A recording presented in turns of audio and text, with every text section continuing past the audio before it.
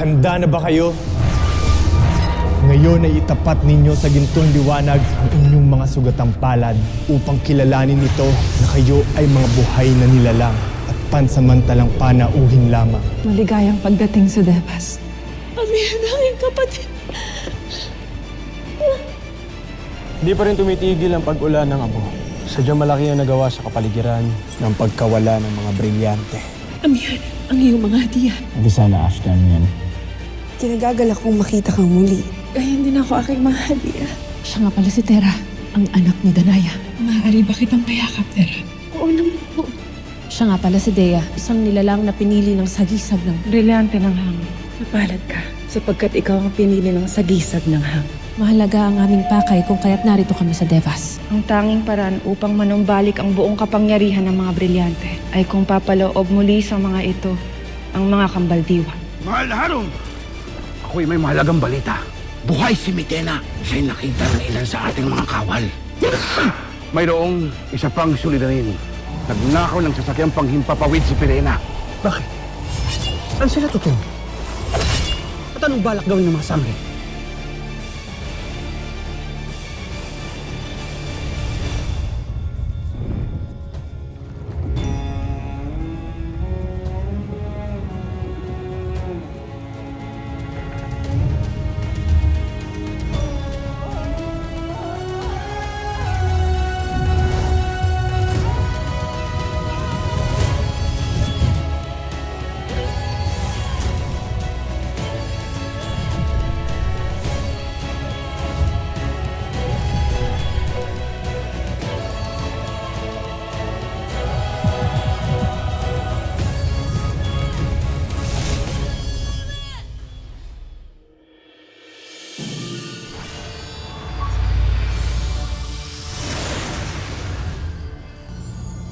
Noong unang panahong nilikha ang Encantadia ng mga Bathala at Batalumo, sabay din nilikha ni Bathalang Emre, ang inang brilyante, kung saan may 4 na nilalang na may tungkulin na manatili ang kapayapaan sa Encantadia.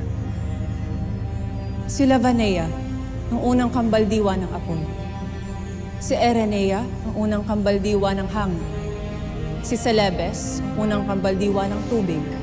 At si Harahen, ang unang kambaldiwa ng lupa. Ngunit isang araw, sila ay tumakas at nagmalabis.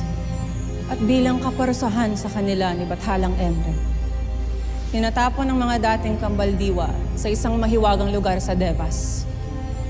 Humalili sa kanila si Alipato, si Avilan, si Agua at si Saria. Sila na ang bagong kambaldiwa nang ibigay ni Bathalang Emre ang inang brilyante sa pinakaunang reyna ng mga diwata, si Cassiopeia.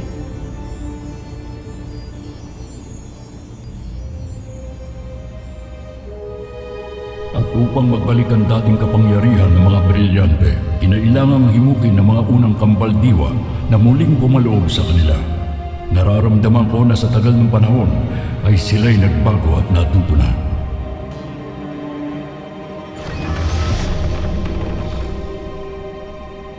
Tila may isa pang ifter na ibig na pumasok ng walang pahintulot.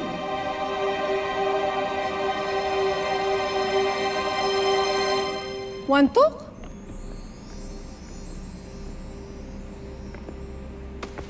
Untok!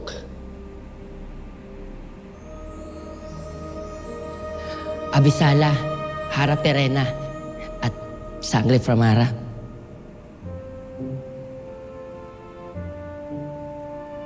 Kamusta na ang aking mga anak, Sangradamus?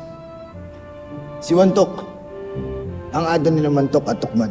Di ba nahalata sa aking itsura, Sangradamus? Ha? Wala silang ipinagbago. Manang-mana pa rin sa gabi. Makasutil. Ngunit maaasahan at tunay ng mga kaibigan. Siyang tunay. Agape-ave, mga mahal kong sangre.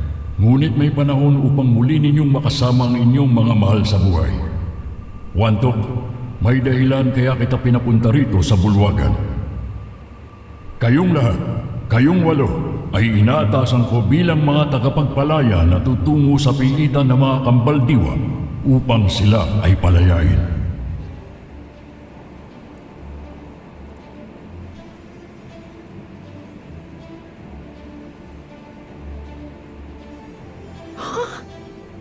Pirena, samahan mo si Flamara pagtungo kay Lavanea.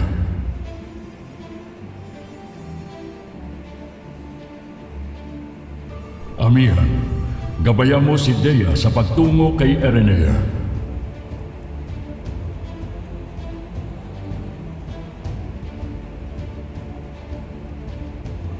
Wantok, ikaw ang sasama kay Adamos sa pagtungo kay Celebes.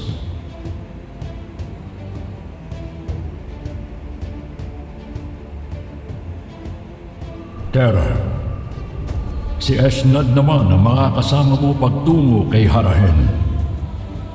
Iyakin ninyong makikita ng mga kambaldiwa ang mga sagisag sa inyong balikat upang magdalawang isip sila na kayo ay saktan at gamitin ninyo ang inyong mga punyal mula kay Esnad. Ang mga punyal na yan ay may kapangyarihang taglay na magpaparanas sa oras ng pangangailangan.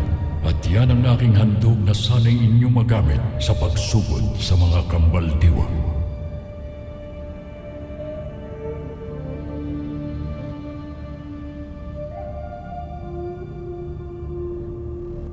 Kanina ko paramdam ang iyong kaba at alinlangan. Paumanhin, Batalang Emry. Kinagagalak ko na ako ay nakarating dito sa Devas. Subalit ako'y naguguluhan pa rin. Kung ang kapalaran nga bang ito ay sadyang para sa akin.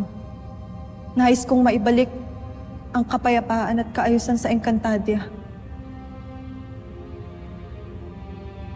Ngunit ano nga ba ang aking karapatan?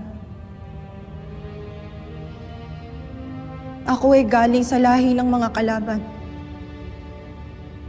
Sa lahi kung saan hindi ko rin alam ang buo kong pagkatao sapagkat ako ay lumaki ng walang ama. Kaya't hindi ko batid kung bakit ako naririto. Napakaraming mali at pagkukulang sa akin.